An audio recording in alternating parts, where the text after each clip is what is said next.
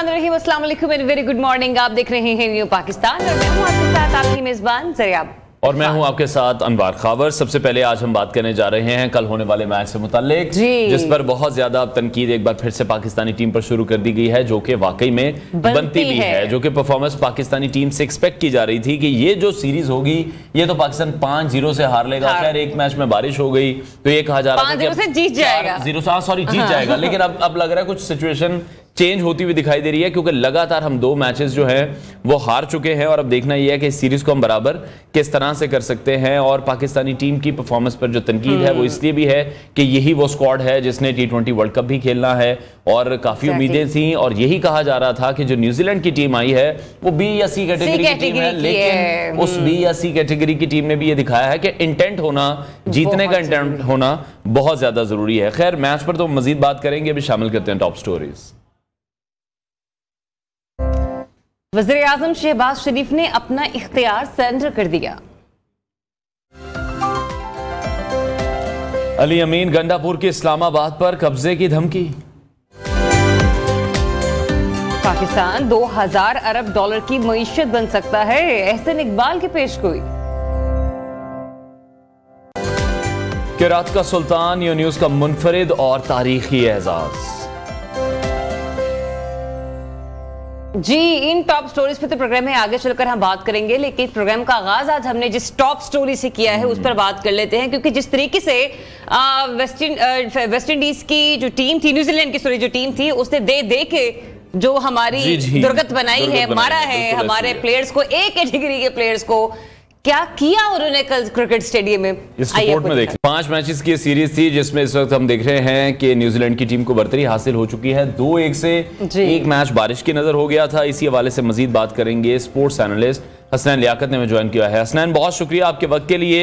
हमने तो यही देखा है कि जो न्यूजीलैंड के प्लेयर्स आए हैं उन्होंने तो आते ही पाकिस्तानी टीम पर लाठीचार्ज शुरू कर दिया था, लेकिन क्या ऐसी प्रॉब्लम है, क्या ऐसा मसला है कि पाकिस्तानी टीम जो पावर प्ले है उसको अच्छे तरीके से यूटिलाइज नहीं कर पा रही? ये आज का मसला नहीं है, ये बहुत पुराना मसला है। बहुत बहुत शुक्रिया अनवार और ज़रियाब। सबसे पहले आपको गुड मॉर्निंग।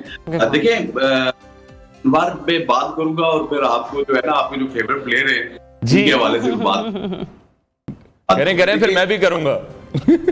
हम अगर जो पावर प्ले को यूटिलाइज नहीं करते उसकी सबसे बड़ी वजह बाबर आजम है।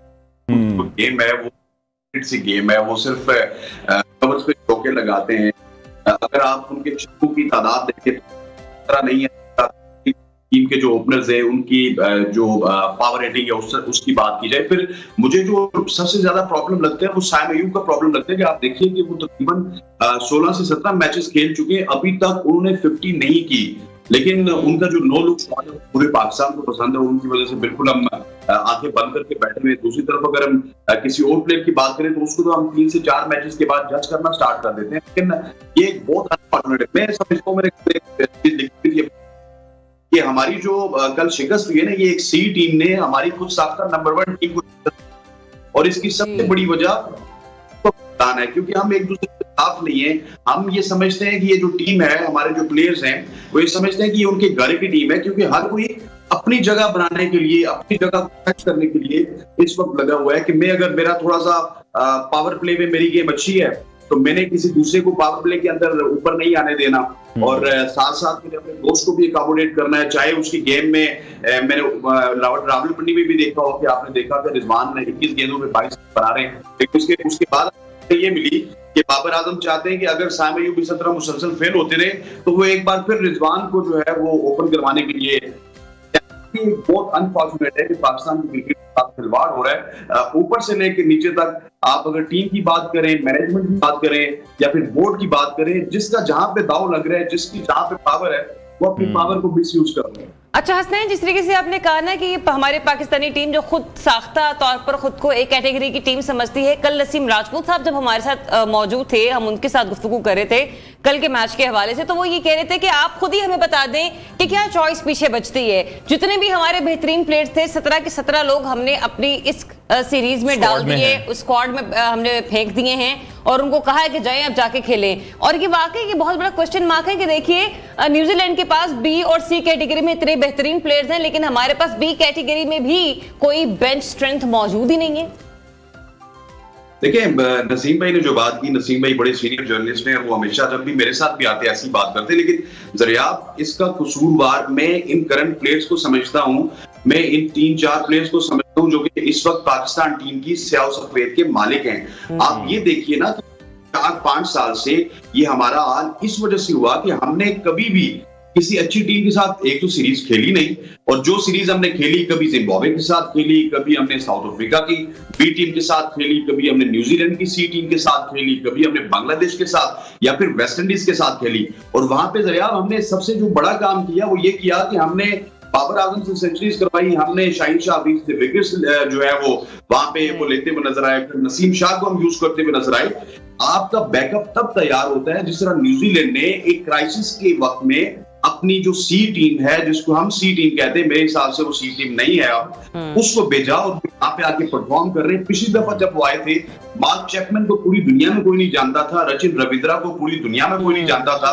अब मार्क पूरी दुनिया जानती है वर्ल्ड कप की वजह से भी और पाकिस्तान सीरीज की वजह से भी। रविंद्रा जो है वो भी बड़े पॉपुलर हो चुके हैं, और इस इवेंट में आप देखें कि बहुत सारे ऐसे प्लेयर्स हैं जो कि खुल के सामने है। तो ये हमारी गलती है कि हम जब छोटी टीम को देखते हैं तो हम सुपरस्टार बन के अपने कद काट को जो है वो देखते ही नहीं, और सामने आके जो हम परफॉर्म करते हैं, सेंचुरीज मरवाते हैं, और उसके बाद हम अपनी तरफ से नंबर 1 भी बन जाते हैं, भी बन जाते हैं, पता नहीं क्या क्या बन जाते हैं। तो ये हमारा अपना कसूर है। लेकिन हसनैन, फिर 3-4 प्लेयर्स की आप बात कर रहे हैं, फिर इसका मतलब कि जो प्लेयर पावर है वो फिर इस वक्त ज्यादा हो चुकी है। अगर हम बोर्ड की बात करें, मैनेजमेंट को देखें, कोचेस को देखें, तो फिर किसी की भी नहीं चल रही है। देखिए, मैं थोड़ा सा अगर आपको पीछे लेके जाऊं, जब आप एक प्राइम मिनिस्टर साहब आपके होते थे, वो ये कहते थे कि 2019 का वर्ल्ड कप है, उसमें सरफराज अहमद ने सिर्फ टॉस जीत के एक डिसीजन ऊपर नीचे किया था, उसकी बुनियाद पे फिर बाबर आजम को कप्तान बनाया गया। फिर बाबर आजम को कभी छोटी टीम्स दी गई, कभी उनको कमजोर टीम्स दी गई, कभी उनको फेवरेबल ट्रैक्स दिए गए, और ये बिल्कुल नहीं देखा गया कि बाबर आजम जो है वो कप्तानी का मटेरियल है या नहीं है। Babar Azam world class player था, बाबर आजम अभी भी वर्ल्ड क्लास प्लेयर है, बाबर आजम की जो क्लास है उसमें कोई शक नहीं है, लेकिन उसको हमने कप्तान करके, कप्तानी का नशा डाल के तो तमाम तर चीजें खराब की। दूसरा जो आपने बात की अनवार, हमने ना अपने फर्स्ट क्लास क्रिकेट को हम बिल्कुल समझते ही नहीं है। आप देखिए कि मैं और आप अपने प्रोग्राम में, मैं रोज जो है क्रिकेट के ऊपर बात करता हूँ, कभी कभार फुटबॉल को टच करते हैं, हम रोज पीएसएल के ऊपर बात करते हैं, कभी कभार किसी गेम को टच करते हैं, हॉकी का तो बिल्कुल नाम नहीं है, लेकिन आप देखिए कि फर्स्ट क्लास को कितना टच करते हैं। आप रावलपिंडी में पिछले 3 दिन से फर्स्ट क्लास मैचेस हो रहे हैं। आप तो दूर की बात है, मैं as a sports anchor, sports journalist, मैं अभी तक उन मैचेस में नहीं गया, और वहां पे स्टेडियम खाली होता है, इतना दुखा बंदा वहां पे जाके कवर कर लेता है, 1-2 हम ट्वीट देख लेते हैं। तो मसला ये है कि हमने फर्स्ट क्लास को अभी तक इज्जत दी नहीं है। कोई छोटी मोटी परफॉर्मेंसेस आके पीएसएल में दे देते हैं, और उसके बाद हमारी टीम जो है वो नई से नई होती जाती है। और मैं आपको एक और बात बताना चाहूँ, पूरी दुनिया में हर कंट्री अपनी जो है वो लीग करवा रही है, लेकिन एक न्यूजीलैंड है जो कि 120 बंदों का उनका पूल है, और उनका पूल ही जो है वो पूरा नहीं होता कि वो अपनी जो है वो लीग करवाएं, और वो अपने डोमेस्टिक स्ट्रक्चर को इतना स्ट्रॉन्ग किए हुए कि उनके 120 बंदों के पूल में आपकी 4 टीमें उनकी बनती हैं, और वो सारे के सारे क्रिकेटर रजिस्टर हैं। तो फर्स्ट क्लास क्रिकेट एक ऐसी क्रिकेट है जो कि आपके टेम्परामेंट को भी ठीक करती है, आपकी गेम को भी ठीक करती है, और उसमें हमारी बिल्कुल डेड इन्वेस्टमेंट है। ऐसे पिचेस बना देते हैं कि जिसमें कभी बॉलर को विकेट नहीं मिलती, कभी बल्लेबाज रन नहीं बनाते। सो ये फर्स्ट क्लास क्रिकेट जब तक ठीक नहीं होगी तब तक हमारे मामलात ऐसे। लेकिन हमारे प्लेयर्स का पाकिस्तान सुपर लीग में खेलने का अंदाज हम देखते हैं बहुत डिफरेंट है। वहां पर बड़ी जान मारते दिखाई देते हैं, स्कोर भी करते हैं, पावर प्ले को भी बड़े अच्छे तरीके से यूटिलाइज करते हैं। बॉलर्स की भी बात कर रहा हूं, बैटर्स की भी बात कर रहा हूं, लेकिन जब इंटरनेशनल क्रिकेट हम देख रहे हैं वहां पर तो हमें कोई बंदा जान मारता नहीं दिखाई दे रहा। देखिए, 2 रीजन है। एक तो जान इस वजह से मारते हैं अनवार के वहां पे थोड़े पैसे ज्यादा हैं। आपको पता है कि आपके जो सुपर पाकिस्तान टीम में खेलते हैं, ये करोड़ों की मद में वहां पे पैसे लेते हैं, और सेकेंडली वहां पे परफॉर्म क्यों करते हैं और जान क्यों लगती है, ये मैं आपको बताऊं। कि पिछले 3-4 साल में ना आपकी पीएसएल में कोई भी ऐसा नामी ग्रामी इंटरनेशनल प्लेयर नहीं आया जो किसी मुल्क का सुपरस्टार हो, सिवाय 1-2 प्लेयर्स के, जिसमें राशिद खान हो गए या 2-3-4 प्लेयर, रासी बर्डन हो गए, साउथ अफ्रीका के 2-3-4 प्लेयर आ जाते हैं, वो भी उनकी मेहरबानी। अब देखते हैं वो कब तक आते हैं।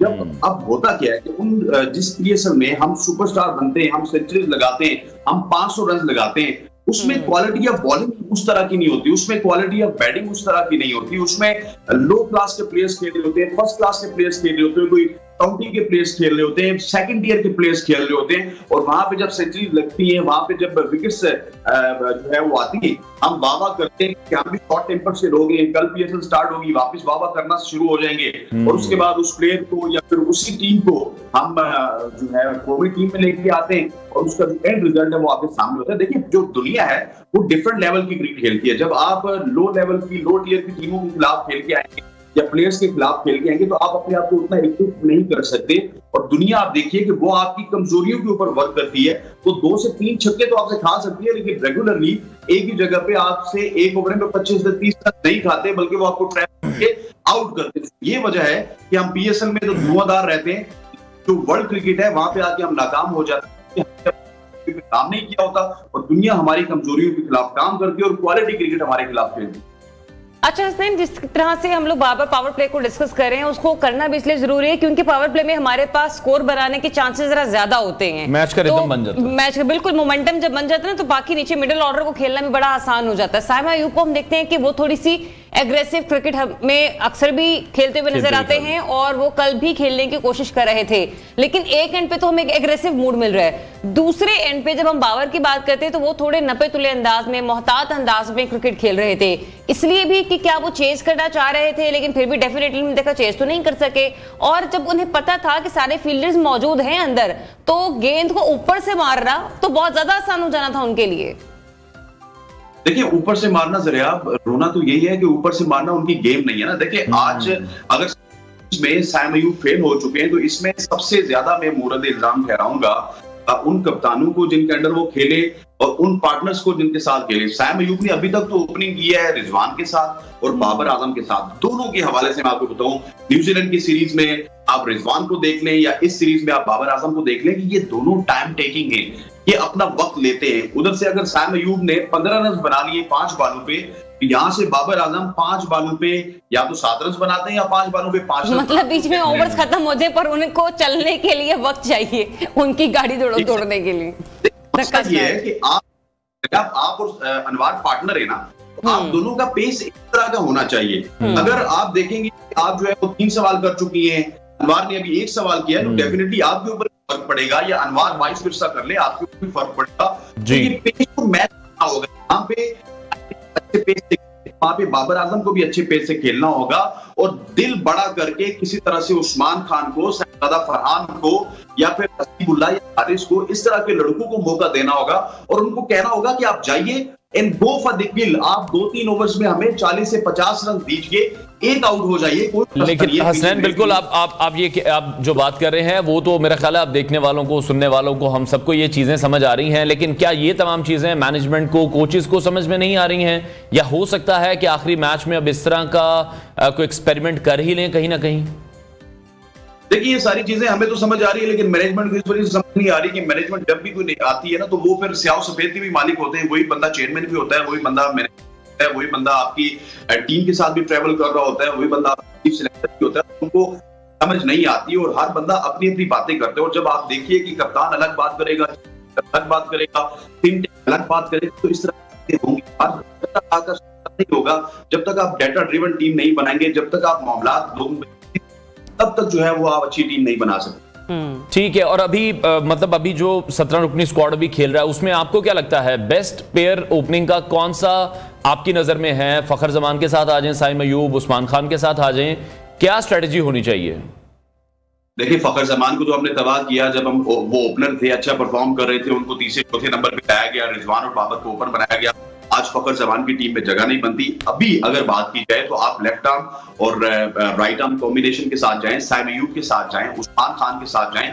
उस्मान खान जिसने पाकिस्तान की इतना ज्यादा कुर्बानी दी है, उसने दुबई की क्रिकेट को खत्म किया, उसने ILT से जो है वो अब नहीं खेल सकता, वो T10 लीग नहीं खेल सकता, उसने अपना करोड़ों का नुकसान भी किया। अगर आपने उसको यहाँ पे लाया तो कम से कम उसको अपनी उसकी स्लॉट पे खिलाएं, उसको एज ए ओपनर खिलाएं, साइम अयूब के साथ 1-2 मैचेस उसको दें, आप देखेंगे कि रिजल्ट डिफरेंट होंगे। अगर ये परफॉर्म नहीं करते तो फिर हमें भी आपके साथ बैठ के ये जो है वो डिसाइड करना चाहिए कि यार PSL के जो बिहाफ पे ना हम टीम बनाते हैं, इस टीम को बनाना बंद कर दिया जाए। हमें फर्स्ट क्लास क्रिकेट को इज्जत देनी चाहिए। जो हजारों लोग फर्स्ट क्लास क्रिकेट खेलते हैं उनको फिर इज्जत देंगे, लेकिन ये जो PSL के बुनियाद पे हम टीम बनाते हैं ना, हम फिर उस बंदे को उस जगह पे खिलाएंगे और उसके बाद अगर वो परफॉर्म ना करे तो फिर हम उसके ऊपर सवाल उठा सकते हैं। अनफॉर्चुनेटली हमारे प्लेयर्स जो हैं वो फर्स्ट क्लास क्रिकेट को अपनी ईगो का मसला बना लेते हैं। लास्टली मैं बस आपसे हसनैन ये जानना चाहती हूँ कि ये जो लास्ट मैच रह गया है, तो उम्मीद पे दुनिया बाकी है, जैसे बिल्कुल वर्ल्ड कप में भी हमारा जो आखिरी मैच था हम बड़े फॉर्मूलाज लगा चुके थे, ये होगा तो ये हो जाएगा, वो होगा तो ऐसे हो सकता है, कुछ हो सकता है, ये बता दें आप। देखिए वो तो जरूर सकते हैं। जरा आप देखें, हमें अब ये करना पड़ेगा कि हमें वो रोटेशन पॉलिसी है ना उसके तहत नहीं जाना होगा। अब ये मामलात आ चुके हैं कि हमें न्यूजीलैंड की सी टीम के खिलाफ अपनी पूरी स्ट्रेंथ पड़ेगी, जिसमें आपको आमिर को भी उतारना पड़ेगा, साइम अयूब को भी उतारना पड़ेगा, उनके साथ नसीम शाह को भी उतारना पड़ेगा, बॉलिंग में भी हमें फुल स्ट्रेंथ उतारनी पड़ेगी और बैटिंग में भी फुल स्ट्रेंथ हम रिजल्ट प्रोड्यूस कर सकते हैं। लेकिन आप अगर ये कहें पॉलिसी के तहत आमिर नहीं होगा और शाहीन होगा, शाहीन नहीं होगा और आमिर होगा और वहां पे आके हमारे मामलात खराब हो जाएंगे, हम फुल स्ट्रेंथ के साथ जाना हम रिजल्ट भी प्रोड्यूस कर सकते हैं। ठीक है, बहुत शुक्रिया। स्पोर्ट्स एनालिस्ट हसनैन लियाकत हमारे साथ इन कॉन्वर्सेशन थे। और जब हमने वो रिपोर्ट अपनी अनाउंस की थी उसमें फिर हमने देखा था कि एक बच्चा भी क्राउड में मौजूद था और हो सकता है कि वो पहली बार ही पाकिस्तानी टीम का मैच देखने आया हो, और जिस तरह से वो रो रहा था शायद जो उसका रोना है वो टीम मैनेजमेंट देख ले, वो कोचेस देख ले, और उन्हें भी पता चले कि फैंस कितनी मोहब्बत करते हैं, कितनी एक्सपेक्टेशंस के साथ ग्राउंड में आते हैं। तो एटलीस्ट जो न्यूजीलैंड की टीम अभी पाकिस्तान में मौजूद है, अगले भी आने वाली कुछ सीरीज हैं, आयरलैंड के साथ भी, इंग्लैंड के साथ भी, T20 वर्ल्ड कप में हमें जाना है, तो शायद ये जो तैयारी है ये अभी से ही शुरू कर देनी चाहिए, क्योंकि वक्त अब बहुत कम रह गया और मुकाबला हमारा अब तो बहुत ही सख्त हो चुका है, क्योंकि जो हमने अपने परफॉर्मेंसेस का हाल देख लिया ना, उसके बाद तो जिसको कहते हैं ना कि जी जान तोड़कर हमें मेहनत करने की सख्त जरूरत है। अभी एक ब्रेक लेते हैं, ब्रेक के बाद आपको दोबारा ज्वाइन करेंगे।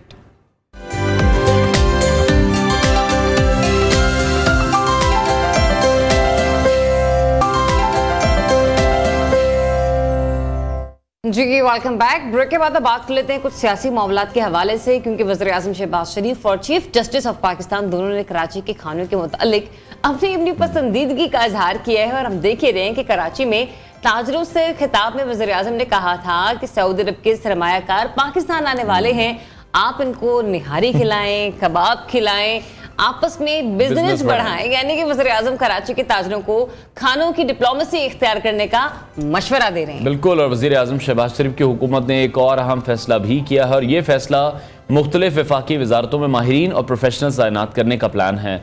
वफाकी वजारतों में माहिरीन और प्रोफेशनल्स की जो आसामियाँ हैं वो तख्लीक करने के लिए वज़ीर-ए-आज़म ने अपना जो इख्तियार था उसको सरेंडर कर दिया है। अब माहिरीन और प्रोफेशनल्स की आसामी वजारत ख़जाना एस्टैब्लिशमेंट डिवीजन की मुशावरत से तख्लीक करेगी। दूसरी जानिब वज़ीर-ए-आज़म शहबाज शरीफ ने chief commissioner Islamabad captain retired Anwarul हक को ओहदे से हटा दिया है।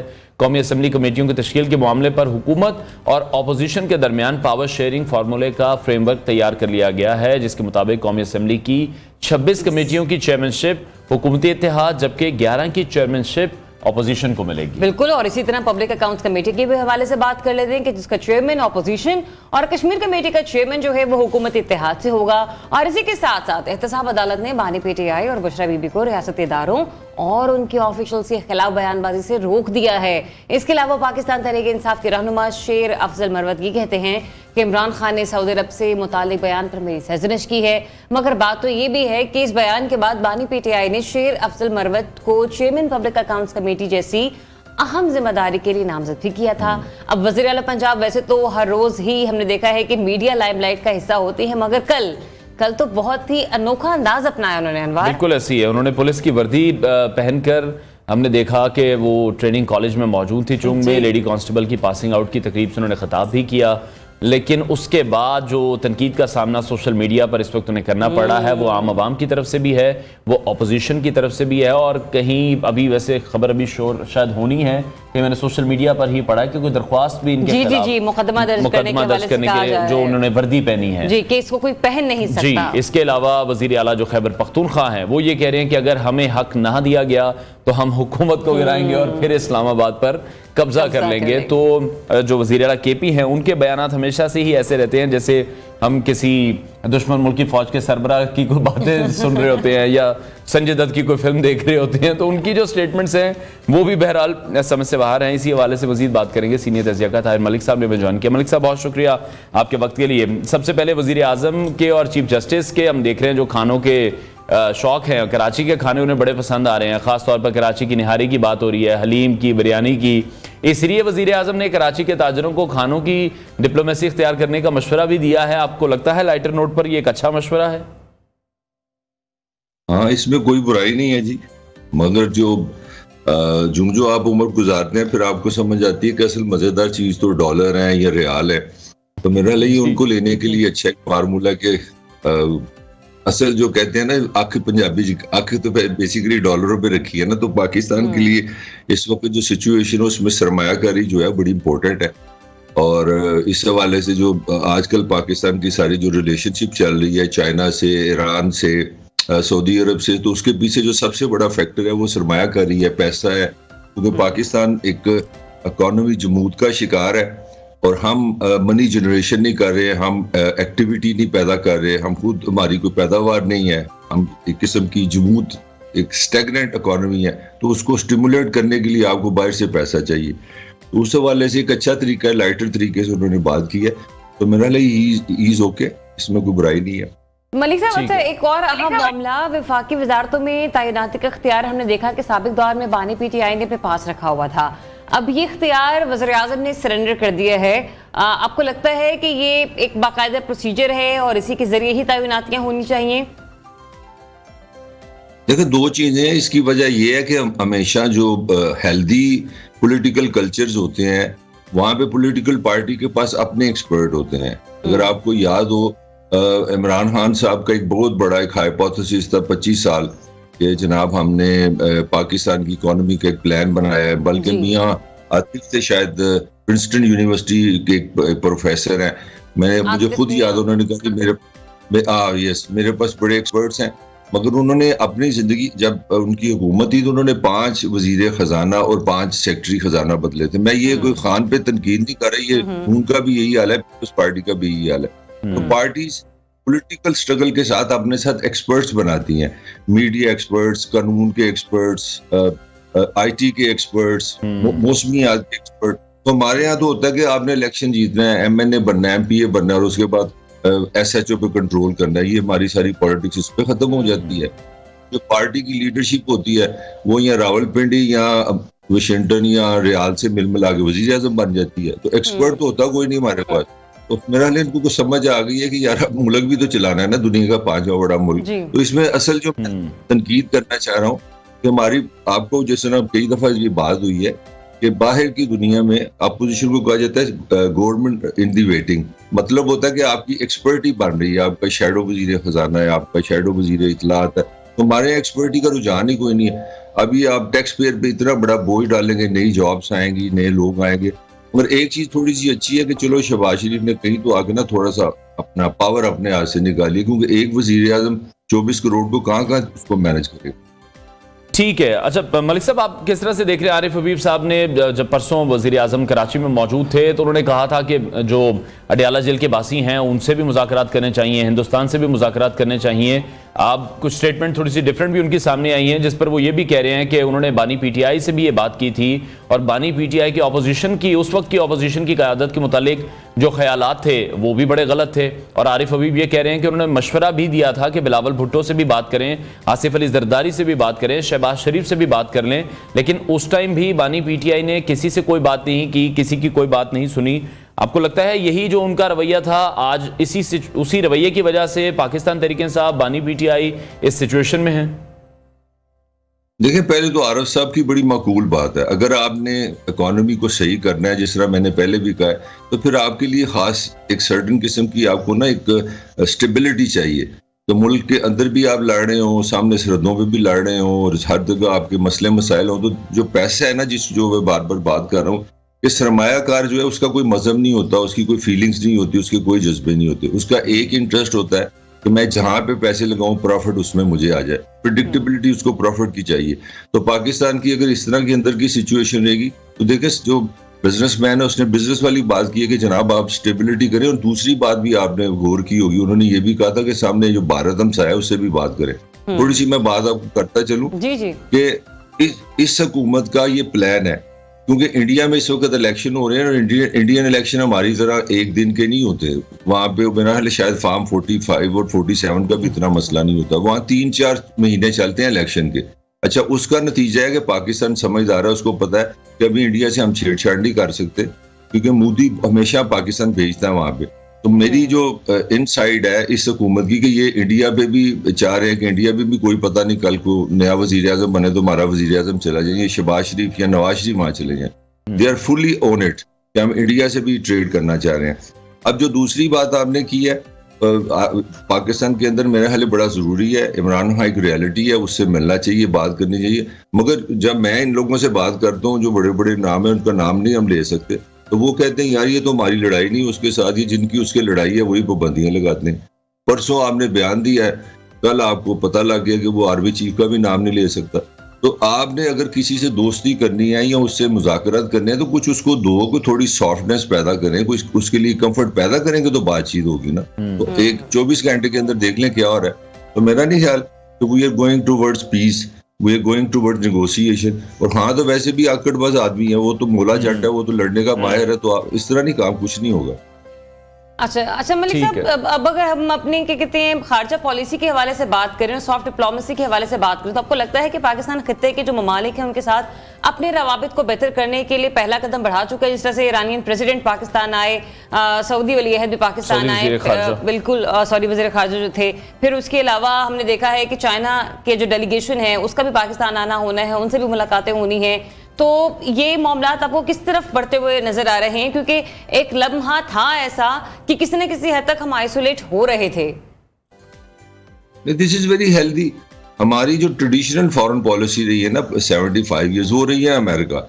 हमने पहले कोल्ड वॉर थी अमेरिका की और सोवियत यूनियन का तनाव था, हम उसमें अपना हिस्सा बन गए, उसके मामा हम वहाँ बन गए, कोल्ड वॉर में रहे। फिर हमने एक नई लफ्ज़ में, आपकी तो उम्र छोटी है, फिर जहाद अफगानिस्तान शुरू हो गया, फिर हमने इनकलाब और शहादत के लिए खड़े हो गया, फिर हमें एकदम पता लगा वार अगेंस्ट टेरर हो गई है। तो हमने 70 साल ना इन 3 वॉर के साथ गुजार के अपना दाल रोटी चलाई है। और ये दाल रोटी पाकिस्तान अवाम के लिए नहीं चली है, हुक्मरानों के लिए चली है। अब पाकिस्तान मुझे लगा फर्स्ट टाइम एक फॉरेन पॉलिसी की तरफ आया कि आपका रीजन है, ईरान आपका हमसाया है, सऊदी अरब से आपके रिलेशन है, आपने अब थोड़ी सी डाइवर्सिटी को समझा है कि दुनिया में इसका ये मतलब नहीं जिस तरह मेरे अगर आप लोगों से शो में मैं आ गया तो मैं किसी और शो में जा नहीं सकता। भाई अगर आपके अमेरिका से ताल्लुकात हैं तो चाइना से क्यों नहीं हो सकते, रशिया से क्यों नहीं हो सकते, सऊदी अरब से हैं तो ईरान से क्यों नहीं हो सकते। बस एक पॉइंट मैं आपको दे दूं, एक चीज अच्छी डेवलपमेंट हुई है, वो उसके पीछे चाइना ने जो ईरान और सऊदी अरब को इकट्ठा किया है ना, उससे पाकिस्तान के लिए अच्छी अपॉर्चुनिटी बन गई है। पहले प्रॉब्लम थी कि पाकिस्तान ईरान की तरफ जाया करता था तो सऊदी अरब थोड़ा सा नाराज था, तो उसकी नाराजगी के लिए तो ये एक अच्छी अपॉर्चुनिटी बनी है। मुझे लगा कि पाकिस्तान के हुक्मरानों में ये सैनिटी आई है, हम एक ही वक्त में ज्यादा से ज्यादा ममालिक से, खास तौर से हमसायों से ताल्लुकात अच्छे करें। और मैं आपको पहले भी बता दिया कि नून की और इस मुल्क की स्टैब्लिशमेंट की, अगर आपको याद हो तो जनरल बाजवा ने, वो तो आपको पता है वो छोटी से छोटी उनकी मुलाकात 6 घंटे की हुआ करती थी, तो उस 6 घंटे में उन्होंने बड़ा क्लियरली फरमाया था कि हम इंडिया से अच्छे ताल्लुकात चाहते हैं, आपको याद होगा। तो मेरा ख्याल है कि पाकिस्तान को ये समझ आ गया कि रीजनल कोऑपरेशन और रीजनल ट्रेड से हम हमारे बहुत सारे मसाइल हल होंगे और they are going on that direction. लेकिन मलिक साहब, जिस तरह से अभी हमने देखा कि जब ईरानियन प्रेसिडेंट पाकिस्तान में मौजूद थे, मुलाकातों का सिलसिला जारी था और ये बातें की जा रही थी कि जो तिजारती हुजूम है उसको $10 अरब तक ले जाया जाए, ईरानी सदर की ये ख्वाहिश थी। साथ ही फिर हमने देखा कि अमेरिका की जानिब से भी बयान दाग दिया गया कि इस तरह के मुआहदे करने के जो ख्वाहिशमंद लोग हैं पाकिस्तान को ही टारगेट किया गया। वो ये जहन में रखें कि फिर जो सैंक्शंस हैं वो इस मुल्क पर लग सकती हैं। तो आपको लगता है कि अमेरिका इतनी आसानी से ये जो एक शिफ्ट हम चाह रहे हैं, तमाम ममालिक के साथ हम गुफ्तो शनीद करना चाह रहे हैं, खारजा पॉलिसी बेहतर करना चाह रहे हैं, ताल्लुकात बढ़ाना चाह रहे हैं, अमेरिका इतने आराम से हमें करने देगा? गैस पाइपलाइन मंसूबे पर तो कोई बात हो नहीं सकी। देखिए प्रॉब्लम्स तो आती हैं, मगर अब आपको हुकूमत बताएगी नहीं। पाकिस्तान अंडरहैंड अमेरिका को कन्विंस कर रहा है कि हमारी इकोनॉमी ऐसी है, हम अपने हमसायों से रिलेशन रखना चाह रहे हैं। पाकिस्तान एक्सप्लेन करना चाह रहा है ईरान के हवाले से कि भी हमारे पास $18 बिलियन का फाइन नहीं है, पैसे नहीं है देने के लिए। फिर हमें सस्ती टेक्नोलॉजी के लिए ज़रूरी है कि हमें सस्ती तवानाई मिले। तो पाकिस्तान का अपना केस है। मैं मगर जो चीज़ कहना चाह रहा हूँ कि ये है सारी हमारी जो, मैं तो मतलब हमेशा जितने भी फॉरेन पॉलिसी के पाकिस्तान दुनिया का वाहिद मुल्क है जिसमें हर हमारे सदर और वज़ीर-ए-आज़म का दौरा इंतहाई कामयाब होता है। कामयाब नहीं होता, इंतहाई कामयाब होता है। और पाकिस्तान की जो सारी तरक्की है ना वो गा गे गी में होती है। लाहौर को पेरिस बनाएंगे, पेरिस को लाहौर बनाएंगे, इकोनॉमी आ जाएगी, बच्चियों के लिए मोटरसाइकिलें लेंगे, लड़कों के लिए जॉब्स आएंगी। तो पाकिस्तान है गा गेगी। हमारे हुक्मरानों ने आज कुछ नहीं करना। अब मैं जो छोटी सी बात करना चाह रहा हूँ, आपने अगर एक्सपोर्ट बढ़ानी है, तो ये जो हमारा एजुकेशन सिस्टम है जो मेरे जैसे नालायक लोग पैदा करता है, सोचता मैं पंजाबी में हूँ, इंटरव्यू उर्दू में देता हूँ, जब तुम्हें जॉब के लिए आता हो तो इंग्लिश में लिख के दो ना। हम वो जो बंदा है, और दूसरी बात वो जाते जाते वो भी नमाज पढ़नी है मैंने अरबी में, मुझे तो लैंग्वेज का क्राइसिस नहीं समझ आ रहा। मैं कहना ये चाह रहा हूँ कि आप उस क्वालिटी के इंसान पैदा करें जो वो चीजें बनाएं जो डॉलर में आप बेच सके। हमने अंदर तो काम किए ही कुछ नहीं है। पाकिस्तान के अंदर आप तो यंग लोग हो, हमारे यहाँ कौन सी स्किल्स पैदा हो रही है? मतलब पाकिस्तान में इंडिया $200 बिलियन जो है ना सिर्फ IT एक्सपोर्ट से लेके आ रहा है। तो हम किसी चीज पे कॉन्सेंट्रेट, अंदर मुझे कुछ नजर नहीं आ रहा। मैं इन शॉर्ट ये आपसे कह सकता हूँ कि इस बिजली की कीमत पे, इस गैस की कीमत पे, और इस एक चैलेंज है जिसका हमारे लोग बड़ा खुलकर इजहार करें, वो है सोशल मीडिया पर अपनी राय का इजहार करना, और उसी से हम लोग डॉलर्स भी समेट रहे हैं। और कल तो मरियम नवाज की जो जिस तरीके से उन्हें ट्रोल किया गया है, उनके हुलिये की जिस तरीके से दुर्गत बनाई गई है पाकिस्तानी सोशल मीडिया अकाउंट्स के थ्रू, आप इसको किस तरीके से देख रहे हैं? क्योंकि पाकिस्तान तहरीक इंसाफ के जो सीनियर रहनुमा हैं उन लोगों ने भी बड़ी ट्वीट्स की हैं इसके ऊपर, कुछ तज्जियाकार हैं, कुछ एंकर्स हजरात हैं, वो भी खामोश नहीं रहे। यहाँ तक कि कुछ डिजाइनर्स ऐसी हैं वो भी ये कहने पर मजबूर होगी कि मैडम हर वक्त अपने लिए कोई फैंसी ड्रेस कंपटीशन ही तलाश कर रही होती हैं। देखिए सीधी सी बात है, जो लीडरशिप है ना, अब आपने मुझे एज ए सहाफी बुलाया है, तो मेरी जो यहाँ पे परफॉर्मेंस है वो मेरी फ्लुएंसी से है, मेरी ख्यालात से है, फैक्ट्स बेस्ड बातों पे है। अब मैं ये कहूँ कि मेरी आप विग देखे कितनी खूबसूरत है, तो गल नहीं बननी। मोहतरमा जो है वो हमारी लीडर है, तो लीडर की परफॉर्मेंस होती है। मेरे लिए मैं उनको सलूट करूंगा जब मुझे पता लगे कि इनका टेन्योर खत्म हुआ है, तो मैं कहूँगी यार ये खतून ने पंजाब की लाज रख ली है। 75 साल ये पुलिस मुझे मारती रही है, इन्होंने कैसा सही कर दिया। अब मैं जाता हूँ तो SHO मुझे कहता भाई बैठे कुर्सी पे, आपको चाय पिलाऊं। तो आपकी जो रिस्पेक्ट है ना, वो आपकी ड्रेस से या आपकी वर्दी से या आपकी लुक से नहीं बनती। वो शाहरुख खान का मसला है, वो अमिताभ बच्चन का मसला है, वो श्रीदेवी का मसला है। आप मेरी चीफ मिनिस्टर है, तो आपकी परफॉर्मेंस जो है वो इतनी खूबसूरत होनी चाहिए। तो अल्लाह ताला ने आपको सलाह ये दी है, तो परफॉर्मेंस बेस्ड होनी चाहिए चीजें, पर्सनालिटी बेस्ड नहीं होनी चाहिए, लुक बेस्ड नहीं होनी चाहिए। ठीक है, अच्छा वक्त की कमी है, एक लास्ट सवाल आपसे लेना चाहूंगा। अली अमीन गंडापुर के हवाले से धमकियां हम देखते हैं कि हमेशा से वो देते दिखाई देते हैं। आपको लगता है अंदाजे गुफ्तगू जो है वो मजीद बेहतर हो सकता है? अगर हम मुराद अली शाह साहब की बात करें, उन्होंने भी वजीर आजम से शिकवे शिकायत की, लेकिन कभी इस तरह से वो बात नहीं करते। बॉलीवुड का संजय दत्त समझ रहे हैं सर। ये वही बात है जो मैंने कही है कि आप डिस्कस हो रही है अपने यूनिफॉर्म की वजह से, आप डिस्कस होनी चाहिए परफॉर्मेंस की वजह से। अब वो भी जिगर जो है ना, उसके पास भी लेने देने को कुछ नहीं ना, कोई प्लान है। मतलब इकोनॉमी बुरा हाल है पूरे KPK का, उधार पे उधार लिया हुआ है। आते ही कह दिया जनाब मैं हेल्थ कार्ड बांटने लगूं, और पता लगा जनाब 17 अरब तो पिछले उधार देने उसके, तो करना कुछ नहीं, तो आपने फिर किस तरह जिंदा रहना है? ये हमारी जो पॉलिटिशियन का मसला है ना, मीडिया में जिंदा रहने के लिए कोई संजय दत्त बन जाता है तो कोई खाली दत्त बन जाता है। बात फिर वही है, यूनिवर्सली वही रहेगा जो परफॉर्म करेगा, जो लोगों को उनके मसाइल हल कर देगा। इतनी आबादी है आपकी, पोल्यूशन है आपकी, बेरोजगारी है, गुर्बत है, उस पर कंपटीशन कर रहे हो, उस पर पंजाब को चैलेंज दे। मुझे तो बड़ी खुशी हो कि मरियम नवाज एक ऐसी तकरीर करें कि वो कहें देखें सिंध को सामने रख लें, KPK को रख लें, पंजाब ने एजुकेशन में ये कर दिया। इधर से जवाब आया कि नहीं हमने ये सिस्टम ले आया। वो कंपटीशन मुझे चाहिए। ये क्या, ये मौला जट तो ये श्रीदेवी काम, ये सारा हमें 2 नंबर से काम है। ठीक है, बहुत शुक्रिया सीनियर तज़कियाकार ताहिर मलिक साहब हमारे साथ इन कॉन्वर्सेशन थे। ब्रेक लेते हैं नाज़रीन, ब्रेक के बाद आपको दोबारा स्टे ट्यून्ड न्यू पाकिस्तान।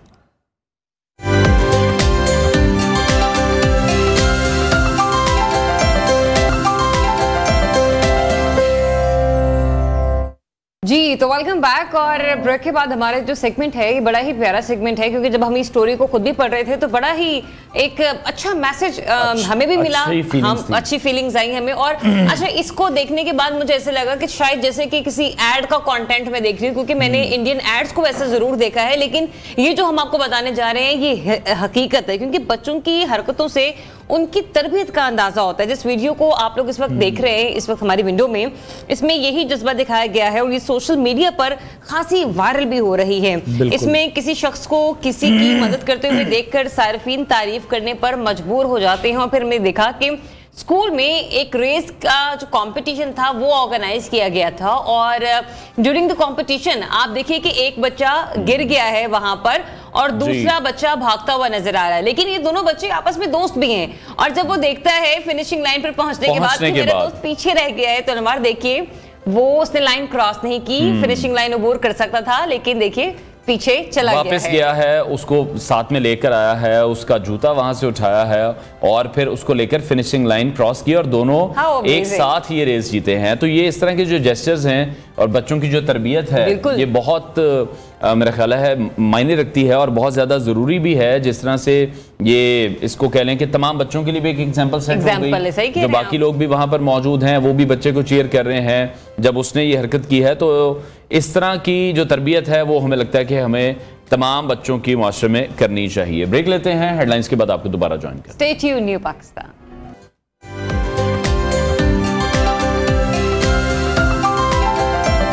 जी तो ब्रेकिंग न्यूज़ तो हमने आपको दी, लेकिन इकोनॉमी की अपडेट देना भी बहुत ज़रूरी है, क्योंकि मुल्क की मईशत के साथ पिछले दौरे हुकूमत में क्या हुआ ये तो इसके बारे में वफाकी वज़ीर तरक्की मनसूबाबंदी एहसन इकबाल ने कुछ बातें बताई हैं। वो ये कह रहे हैं कि बिजनेस समिट से खिताब में कि इन हवालों से कुछ हकाइक सामने आए हैं कि फिल वक्त हम अपने तमाम अखराजात उधार लेकर पूरे कर रहे हैं और हमें अगले 3 साल में $70 अरब अदा करने हैं। उन्होंने ये भी कहा कि सियासी इस्तेहकाम और पॉलिसियों में तसलसल कायम ना हुआ तो हम दायरों में घूमते रहेंगे। बिल्कुल ऐसे ही है, और वो ये भी कह रहे हैं कि अगर हालात मुस्बत रहते हैं तो फिर 7% शरह तरक्की के साथ पाकिस्तान 2047 तक $2000 अरब की मईशत भी बन सकता है। IMF के एग्जीक्यूटिव बोर्ड का इजलास 29 अप्रैल को होगा, जिसमें पाकिस्तान के लिए $1.1 बिलियन कर्ज की मंजूरी से मुतल्लिक फैसला किया जाएगा। IMF की जानिब से 29 अक्टूबर को पाकिस्तान के लिए $3 अरब के स्टैंड बाय एग्रीमेंट की आखिरी किस्त की मंजूरी दिए जाने का इम्कान भी है। और इसके साथ साथ स्टेट बैंक ऑफ पाकिस्तान ने रोशन डिजिटल खातों में मार्च में होने वाली सरगर्मियों के आदाद शुमार भी जारी कर दिए हैं। और स्टेट बैंक ने बताया है कि मार्च के महीने में रोशन डिजिटल खातों में $18 करोड़ 20 लाख जमा कराए गए हैं। इसी तमाम सिचुएशन पर हम बात करेंगे। माहिर मईशत इरफान मुफ्ती साहब ने हमें ज्वाइन किया। इरफान साहब, बहुत शुक्रिया आपके वक्त के लिए। नवाज शरीफ की हुकूमत के दौर में हमने देखा कि एहसन इकबाल ने बतौर वफाकी वजीर पाकिस्तान की तरक्की का रोड मैप तैयार किया था। गालिबन उन्होंने 2014 में विजन 2025 पेश किया था, फिर उस पर अमल भी शुरू हो चुका था। अगर आपको लगता है कि उस वक्त की हुकूमत होती, उसी पर अमल करने नहीं दिया जाता, तो आज हालात ये ना होते जिस तरह से एहसन इकबाल साहब भी कह रहे हैं कि जो भी तमाम हमारे अखराजात हैं वो हम उधार लेकर पूरे कर रहे हैं। जी बहुत शुक्रिया, बात बिल्कुल दुरुस्त है कि पिछले जो 10 से 15 सालों में हमारे यहाँ मुल्क में सियासी अदम इस्तेहकाम रहा है और वो एक बड़ी वजह बना है कि हमारी मईशत एक डेडलॉक में चली गई है। उसके कुछ खित्ते के हवाले से भी कुछ मैं कहूँगा कि वजूहात थी, लेकिन ज़्यादा वजह हमारे पाकिस्तान हमारे जो कामी मसाइल हैं उसका ज़्यादा बड़ा असर रहा है। लेकिन देखें, इसके अलावा मेरा ये ख्याल है कि एक बड़ी वजह जो इन सियासतदानों को बतानी अब ज़रूरी है वो ये है कि ये भी कोई लॉन्ग टर्म प्लान नहीं और इनकी जो तवज्जो है वो स्ट्रक्चरल रिफॉर्म की तरफ नहीं होती। ये भी ज़्यादातर जो जुज़ वक्ती मामलात हैं उन्हीं पर काम करते हैं और शायद इनके जहन में ये होता है कि इनकी हुकूमत का जो स्पैन है वो महदूद है, तो इसलिए उनको अपनी महदूद अरसे के लिए जो अचीवमेंट्स हैं वही सामने रखनी चाहिए। मेरा ख्याल है कि कोई हुकूमतें ऐसी होनी चाहिए जो लॉन्ग टर्म रिफॉर्म्स की तरफ जाएं, ख़ास तौर पर मईशत के हवाले से। अब जैसे इस वक्त हो रहा है, अब देखें कि आप अपने नेबर्स के साथ एक बेहतर ताल्लुकात की तरफ बढ़ रहे हैं। ईरान के साथ आपने मामलात बेहतर किए हैं, चाइना के साथ आपके मामलात बेहतर हैं और अफ़गानिस्तान के साथ भी जल्दी आप इस तरफ जाएंगे। और हमारा ख्याल है कि हिंदुस्तान में जो नए इंतखाबात होने हैं और शायद जुलाई तक नई हुकूमत आ जाएगी, उसके बाद हालात बेहतरी की तरफ जाएंगे पाकिस्तान के साथ। सो एक तो स्ट्रक्चरल काम की ज़रूरत है, दूसरा है कि आपने एनर्जी सेक्टर पर काम नहीं किया। ये भी शॉर्ट टर्म ही प्रोजेक्ट्स आप लगाते हैं, नतीजा ये होता है कि जिस वक्त ज़रूरत पड़ती है कि आपको एनर्जी सरप्लस चाहिए, उस वक्त वो एनर्जी सरप्लस नहीं होता, आप डेफिसिट में ही रहते हैं। इसी तरह टैक्स का निज़ाम है, इसी तरह रिकवरीज का निज़ाम है, इसी तरह एक्सपोर्ट को कैसे बेहतर करना है। अभी तक आपकी कोई बड़ी इंडस्ट्री एक्सपोर्ट ओरिएंटेड नहीं है, आप ज़्यादातर वही इंडस्ट्री चलाते हैं, एक्सपोर्ट करते हैं जो कि महदूद पैमाने पर।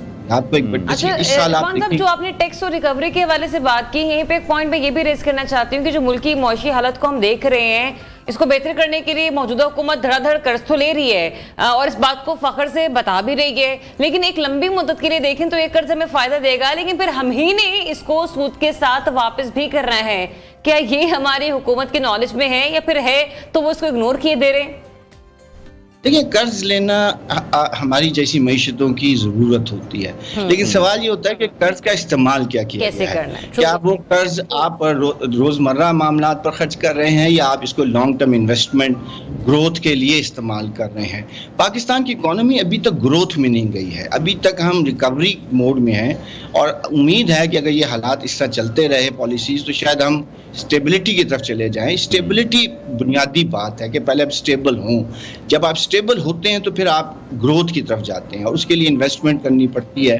और ये जो कर्जे आप ले रहे हैं, अगर ये आप ग्रोथ ओरिएंटेड प्लान्स में या प्रोग्राम्स में लगाएं, जैसे इंडस्ट्री की तरफ देखें, आप एक्सपोर्ट को इन्हांस करें, आपकी जो बहुत सारे, जैसे मैंने कहने लगा था कि आईटी, अभी आईटी में आपने $300 मिलियन की जो है अर्निंग की है, ये एक बहुत बड़ा पोटेंशियल है पाकिस्तान में। अगर आप इस पर इन्वेस्टमेंट करें तो कर्जा लेना बुरी बात नहीं है, लेकिन कर्जे का इस्तेमाल आप क्या करते हैं, क्या आपके पास कोई प्लान मौजूद है डोमेस्टिकली, आपने कोई अगले 20 साल का विजन बनाया हुआ है। अगर आपने नहीं बनाया तो अब यकीनन वही जो बात आप कह रही हैं कि ये कर्जे आपके लिए लायबिलिटी बन जाएंगे, आपके लिए अपॉर्चुनिटी नहीं बनाएंगे। तो इसकी तरफ हमारी हुकूमतों देनी चाहिए। ठीक है, और इसके साथ साथ जो एहसन इकबाल साहब निशानदेही कर रहे हैं, जो कि हम सभी जानते हैं, जो सियासी अदम इस्तेहकाम हुआ उसके नताइज की निशानदेही करते हुए जो बातें वो ये कर रहे हैं, और वो ख़ास तौर पर उन्होंने यही कहा है कि जो जब 2017 के बाद हुकूमत आई थी तो उसमें सबसे पहला निशाना CPEC ही बना था। वो ये कह रहे हैं कि हम तो खुसूसी इक्तिसादी सनती जोन्स बना रहे थे जहां से 30 से 40 अरब डॉलर की सरमायाकारी भी होनी थी और ये नहीं हो सकी। तो इस पर भी किसी से कोई पूछगछ नहीं है कि ये CPEC को ब्रेक क्यों लगाया गया। PTI के दौर में जो इल्ज़ामात इस वक्त एहसन इकबाल साहब लगा रहे हैं, ऑब्वियसली इल्ज़ाम लगा रहे हैं, तो कोई प्रूफ भी उनके पास मौजूद होगा। जी बिल्कुल, देखिए आपकी फॉरेन पॉलिसी एक बड़ा एलिमेंट होता है आपकी इकोनॉमी को ग्रो करने में। आपकी फॉरेन पॉलिसी में मसाइल रहे हैं। अब देखें, जैसे चाइना के साथ आप एक बड़े लंबे अरसे की ट्रेड कर सकते हैं और वो तैयार भी है, लेकिन उसको भी आप अपनी फॉरेन पॉलिसी और डोमेस्टिक पॉलिटिक्स की वजह से आप डैमेज कर लेते हैं। ईरान के साथ भी देखें, आप बहुत सालों से ईरान के साथ जो है ट्रेड करना चाहते हैं, आप गैस की सप्लाई वहाँ से लेना चाहते हैं, बहुत सारे एनर्जी की आपकी नीड पूरी हो सकती है, लेकिन फॉरेन पॉलिसी चूँकि आपकी अमेरिकन ड्रिवन है तो आप उसमें फिर बैक स्टेप हो जाते हैं। चाइना के साथ भी यही मामला है कि आप चाइनीज ट्रेड ब्लॉक में जाना तो चाहते हैं, लेकिन आप अमेरिकन इंटरेस्ट को भी आपको देखना पड़ता है। तो आपको बहुत क्लियर इंडिपेंडेंट फॉरेन पॉलिसी बनानी पड़ेगी अगर आप इकोनॉमिक प्रॉस्पेरिटी की तरफ जाना चाहते हैं। मेरा नहीं ख्याल कि आप अमेरिकन लॉबी का हिस्सा रहकर कोई ग्रो कर सकते हैं। आपको इंडिपेंडेंट फॉरेन पॉलिसी बनानी पड़ेगी। चाइना, ईरान, इंडिया और दीगर जो रीजन जैसे सऊदी अरब है, UAE, कतर, इनके साथ आपको बेहतर ताल्लुकात बनाने पड़ेंगे। और मैं तो आपसे कहूँगा कि आप सोवियत यूनियन यानी रशिया की तरफ भी जाएं, क्योंकि रशिया आपको बहुत सारे अपॉर्चुनिटीज़ दे सकता है। सो आपको एक इंडिपेंडेंट नॉन पार्टिजन या नॉन अलाइन किस्म की फॉरेन पॉलिसी चाहिए है। उसके बगैर भी आपके जो फ्रूट्स हैं जो आपकी पॉलिसी के, वो आपको नहीं मिल सकेंगे। अब अगर आप चाइना, अब देखें टापी का एक बहुत बड़ा मंसूबा है जो कि तुर्कमानिस्तान से चलकर पाकिस्तान और इंडिया तक आता है, वो रुका हुआ है। अगर आप उसको आज मुकम्मल कर लें तो आपकी गैस की और फ्यूल की बहुत ज़्यादा नीड फुलफिल होती हैं और आपका जो एनर्जी क्राइसिस हर साल खड़ा होता है, जैसे गर्मियों में आएगा, इससे आप निकल सकते हैं और आप इंडस्ट्री को सपोर्ट कर सकते हैं, आप ट्रेड यूनिट्स लगा सकते हैं। तो मेरा ख्याल है कि अब हुकूमतों को चाहिए कि इंडिपेंडेंट फॉरेन पॉलिसी लेकर आएँ और किसी एक ब्लॉक का हिस्सा ना बने, बल्कि एक अपनी डोमेस्टिक इंटरेस्ट को और जो पॉलिसी आपके इंटरेस्ट हैं उनको आप ज़्यादा तवज्जो दें, ना कि आप किसी एक ब्लॉक में जाकर दूसरे के खिलाफ खड़े हो जाएं। अच्छा, विद इन पाकिस्तान में डिसीजन लिए जा रहे हैं। वज़ीर ख़जाना मोहम्मद औरंगज़ेब साहब ने भी वाज़ेह कर दिया कि कोई मिनिस्ट्री स्कीम अनाउंस नहीं की जाएगी, लोगों को टैक्स देना ही पड़ेगा। तो आपको लगता है कि टैक्स एमनेस्टी अनाउंस ना करना बहुत बेहतर होगा मईशत को बेहतरी की तरफ ले जाने के लिए? क्योंकि इस वक्त अगर हम देखें तो मुल्की मईशत में टैक्स का हिस्सा 9% है, जो कि ओवरऑल खित्ते में इस रीजन में सबसे कम है। जी बिल्कुल, आपने सही कहा। देखिए, एमनेस्टीज़ क्यों होती हैं? एमनेस्टीज़ तो मराहत होती हैं, किसी एक शोबे को आपने वो ख़ास ट्रीटमेंट देना है, ये इससे नहीं चलती। लेकिन जब तक आप टैक्स को ब्रॉड बेस नहीं करेंगे और डेवलपमेंट के फ्रूट तो सबको चाहिए। ये कैसे हो सकता है कि एक तबका सिर्फ बेनिफिट्स ले लेकिन उसकी कॉस्ट ना दे? तो ये इस तरह से इकोनॉमीज नहीं चलती। आपको एक इक्वल ट्रीटमेंट या टैक्स जस्टिस का निज़ाम लाना पड़ेगा। टैक्स जस्टिस में यह है कि जितना शेयर आप इकोनॉमी से बेनिफिट का लेते हैं उतना आपको टैक्स का शेयर देना चाहिए। अब एक बड़ी इंडस्ट्री है या बड़े तबके हैं, वो बड़ा शेयर तो बेनिफिट्स में ले लेते हैं, लेकिन जो उसकी रिस्पॉन्सिबिलिटी है उसको मीट करने में वो अपना शेयर नहीं डालते और वो सारा शेयर ट्रांसफ़र हो जाता है मिडिल क्लास, वर्किंग क्लास या सैलरीड क्लास के ऊपर। इस तरह से मुल्क नहीं चलते। आपकी $300 की जो इकोनॉमी है, $300 बिलियन की, इससे नहीं आप चल सकते। आपको कम से कम इसको 4 गुना बढ़ाना पड़ेगा, तभी जाकर आप सस्टेन करते हैं और आप एक बेहतर इकोनॉमी बन सकते हैं। ठीक है, बहुत शुक्रिया माहिर मईशत इरफान मुफ्ती साहब हमारे साथ इन कॉन्वर्सेशन थे। ब्रेक लेते हैं नाज़रीन, ब्रेक के बाद आपको दोबारा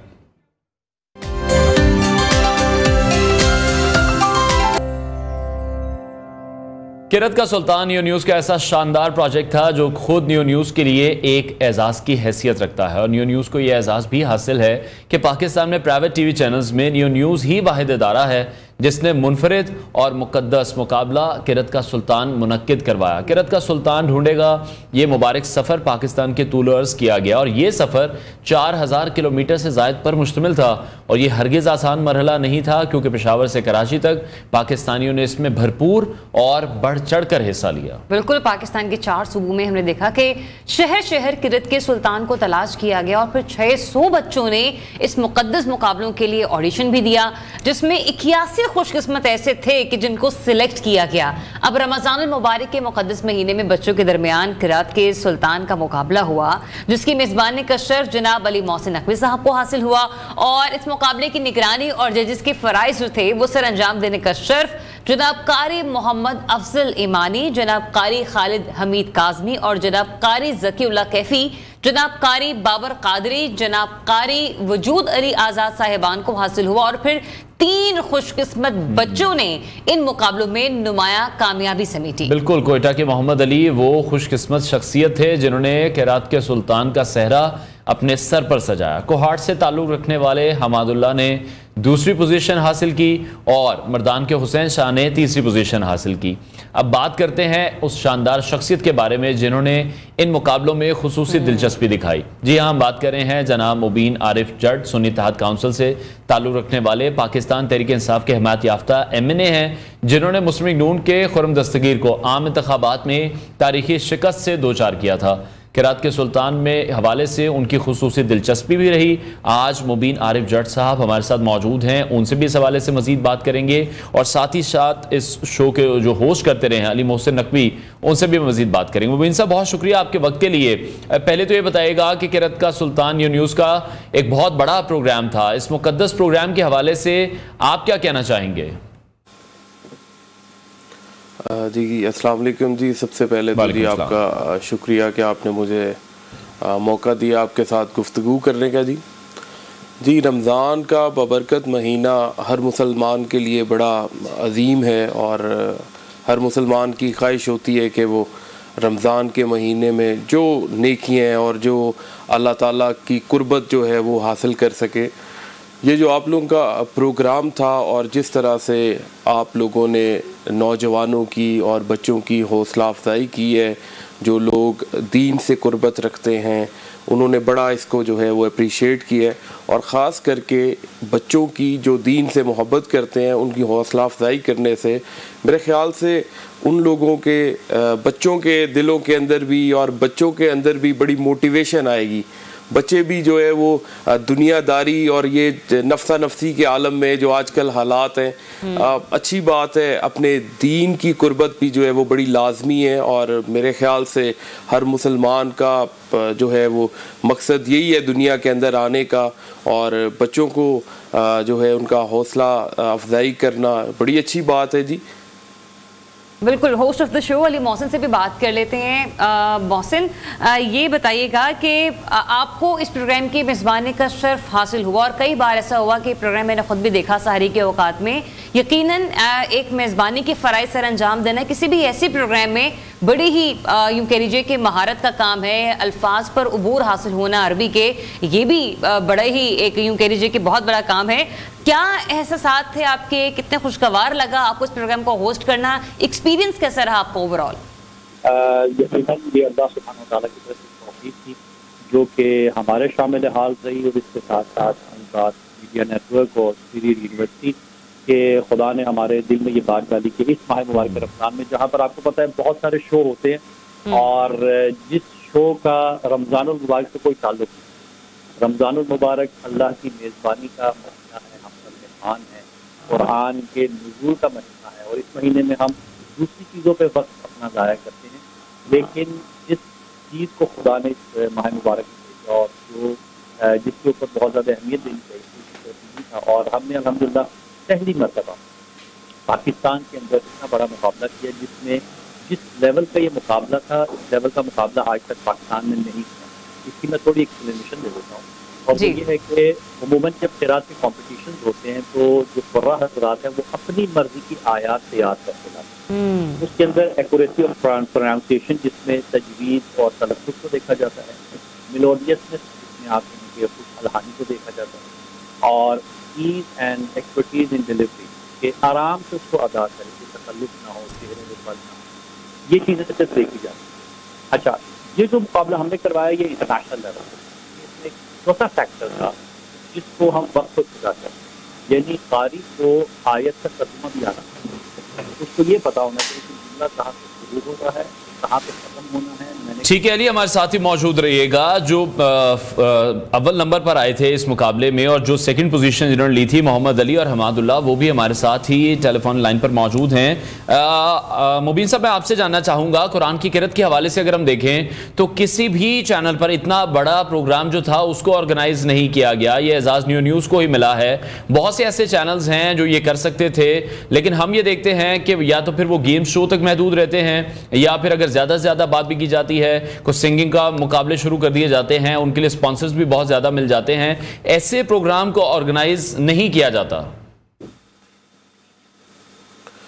जी बिल्कुल, आप ठीक बात कह रहे हैं। मुझे याद है कि जब हम बचपन में थे तो पीटीवी पे तिलावत जो है वो किरत और ये सारी चीज़ें होती थी, लेकिन उसके बाद वक्त गुजरता गया और ये जो सोशल मीडिया ये सारी चीज़ें बड़ी आ गई और पीटीवी लोग देखना छोड़ गए, तो बाकी सारे न्यूज़ चैनल्स भी हैं। मैं किसी की बुराई नहीं कर रहा, मैं सिर्फ ये कह रहा हूँ कि बिल्कुल जैसा अली मोहसिन साहब ने एक बात की कि ये प्योरली इस्लामिक था, ये बिल्कुल बात ठीक है। ये रमज़ान के अंदर प्योरली इस्लामिक ट्रांसमिशन थी जो जिसने वाकई याद ताज़ा कर दी वो बचपन की और वो पुराने दौर की। लोग अपने बच्चों को किरत सिखाते थे।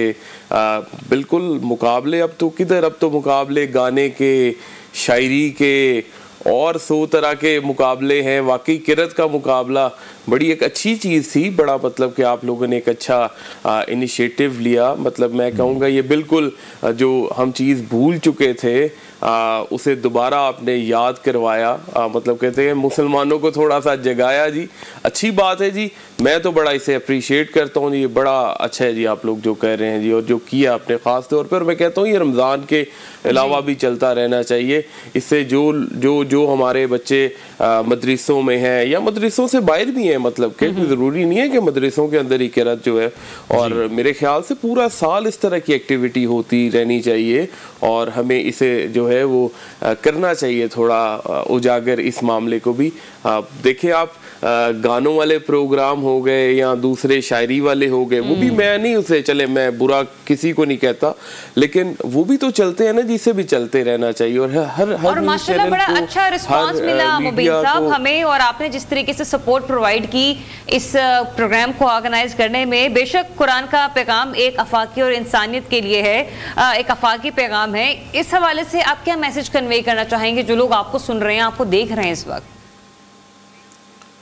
जी मैं तो कहूँगा जी, ख़ास तौर पे जितने पढ़े लिखे नौजवान बच्चे या जितने जो है वो दूसरी साइडों पे भी म्यूज़िक की तरफ भी जिनका लगाव है, कहीं का पियानोज है, गिटार है, सारी हर किसी की अपनी अपनी, मैं कहता हूँ अपने बच्चों को थोड़ा इस तरफ भी जो है ना वो ले जाएं, कुछ जिसका ये शौक़ हो उसे किरात भी जो है वो सिखाएं। फिर उसके जितने अच्छे कारोबारी और सरमायादार लोग हैं जो वसाइल रखते हैं, मेरे ख्याल से वो उन्हें चाहिए कि इस अमल के अंदर बढ़ चढ़ कर हिस्सा लें, अप्रिशिएट करें। इस तरह के जैसे दूसरी चीज़ों को वो स्पॉन्सर करते हैं, क्रिकेट मैचेस को, इसे भी थोड़ा कर दिया करें, कोई फ़र्क नहीं पड़ता, अच्छी चीज़ है, सवाब का सवाब है, आखिरत भी बन जाएगी जी। ठीक है अली, आपसे भी मैं जानना चाहूँगा, जैसे बहुत सारे लोगों को आपने भी सुना, आपको क्या लग रहा था, किस कदर मुश्किल काम था या कितनी भारी एक जिम्मेदारी थी उन तमाम जजेस पर ऐसी आवाज़ को तलाश करना जो कि पहले नंबर पर आए? ऑब्वियसली एक मुश्किल मरहला था ये। जी मैं न्यू न्यूज़ को मुबारकबाद पेश करना चाहता हूँ इस हवाले से कि न्यू न्यूज़ ने 2 किस्म का टैलेंट इस प्रोग्राम में हंट किया है। एक वो जो कारी थे जिनको हमने सुना, वो जो 800 लोगों में से हम निकाल कर लाए, मोती छान कर लाए, एक वो टैलेंट था।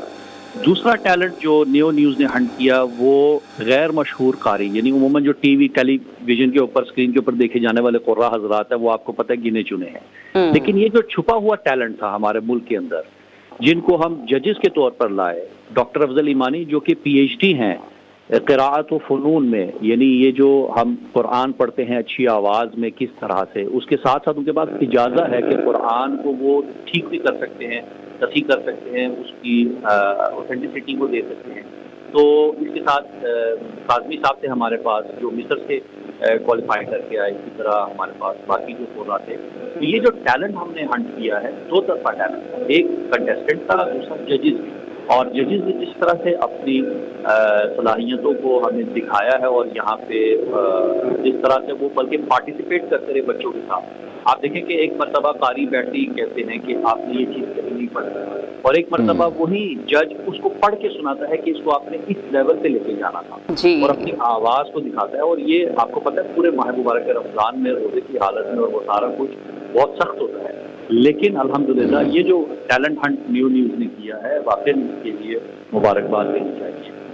मुबीन जट साहब, लास्टली बस मैं आपसे जानने की चाहती हूँ कि किरत की सुल्तान में जिन बच्चों ने पार्टिसिपेट किया, मुकाबला जीता, और जिन जजेस ने इसमें अपनी राय शामिल की, उनके लिए खुसूसी पैकेज का ऐलान करना चाहते हैं, इस बारे में भी हमें बताइएगा। जी बिल्कुल, लेकिन आप जो है वो मैं बिल्कुल जी उनके लिए हौसला अफजाई के लिए जो मैंने किया है जी ऐलान मेरे ख्याल से मुनासिब नहीं है, बाकी मैंने जो कर दिया है आपको भी पता है ऐलान मेरे ख्याल से मुनासिब नहीं है, हौसला अफजाई वैसे ही होनी चाहिए जी। बहुत शुक्रिया मुबीन आरिफ जट साहब हमारे साथ इन कॉन्वर्सेशन थे, और साथ ही साथ शो के होस्ट अली मोहसिन नकवी ने हमें ज्वाइन किया हुआ था, उनसे इस हवाले से हम मजीद बात कर रहे थे। और दोनों ही साहिबान का ये कहना था कि ये न्यू न्यूज़ के लिए भी एक बहुत बड़ा एजाज़ है, न्यू न्यूज़ को भी उन्होंने इस हवाले से मुबारकबाद भी दी है, और साथ ही साथ उनका इस हवाले से ये भी कहना था कि जिन जिन लोगों ने मुकाबला भी जीता है उनकी भी हौसला अफजाई की जाएगी। जो खुसूसी पैकेज है वो मुनासिब नहीं समझ रहे कि उसका ऐलान किया जाए, लेकिन उन लोगों तक वो पैकेज है, एक अच्छी रकम जो है वो अनाउंस की गई है, और वो उन तमाम लोगों तक पहुंचाई भी जाएगी, और बिल्कुल ऐसा ही है वो होनी चाहिए। और जिस तरीके से वो अपने मैसेज में भी ये कन्वे कर रहे थे कि ऐसी कारोबारी शख्सियात जो कि माशरे की इस्लाह में और दीन इस्लाम की तरवीज में अपना किरदार अदा कर सकती हैं, उनको भी चाहिए कि आने वाले रमजान में इस किस्म के प्रोग्राम वो आगे बढ़कर आए। बिल्कुल मुबीन साहब, मैं चाहूंगा कि एक लास्ट मैसेज को आप कन्वे करना चाहते हो। जी बस यही मैसेज है जी, इस तरह के जो है वो प्रोग्राम्स को और इस तरह की जो भी लोग एफर्ट्स करते हैं उन्हें अप्रिशिएट करना चाहिए, यही है जी। बहुत शुक्रिया। सुन्नी इत्तेहाद काउंसिल से ताल्लुक रखने वाले पीटीआई के हिमायत याफ्ता MNA जनाब मुबीन आरिफ जट साहब हमारे साथ इन कॉन्वर्सेशन थे। आपका बहुत शुक्रिया।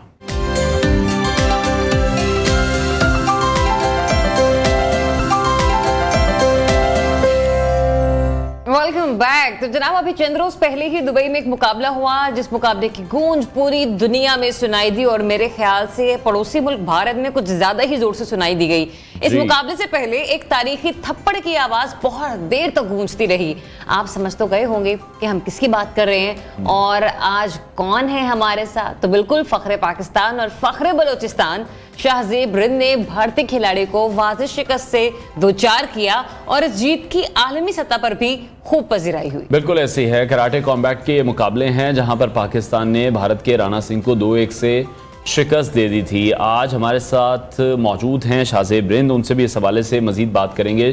शाहजेब, बहुत शुक्रिया आपके वक्त के लिए। सबसे पहले तो इस जीत पर आपको बहुत बहुत मुबारकबाद हो और आइंदा भी आप इसी तरह से जीतते रहें। और बड़े दिनों से हम ये कोशिश कर रहे थे कि आपसे हम किसी तरह बात कर सकें, लेकिन आपकी मसरूफियत थी। कैसा महसूस किया इस शानदार जीत को, पहले वो हमें बताइएगा। जी सबसे पहले तो मैं पूरे पाकिस्तान को जो है बहुत बहुत मुबारकबाद देना चाहता हूँ, क्योंकि ये विन जो है पूरे पाकिस्तान के लिए, पूरे पाकिस्तान पूरी कौम के लिए अल्हम्दुलिल्लाह बहुत ही खुशी हो रही है, बहुत ज़्यादा खुशी हो रही है कि पाकिस्तान के लिए मैंने ये विन हासिल की। और ये विन बहुत ही बड़ा विन है, ये इंडिया के खिलाफ विन था और ये वर्ल्ड स्टेज पे विन था, तो बहुत ही ज़्यादा खुशी हो रही है।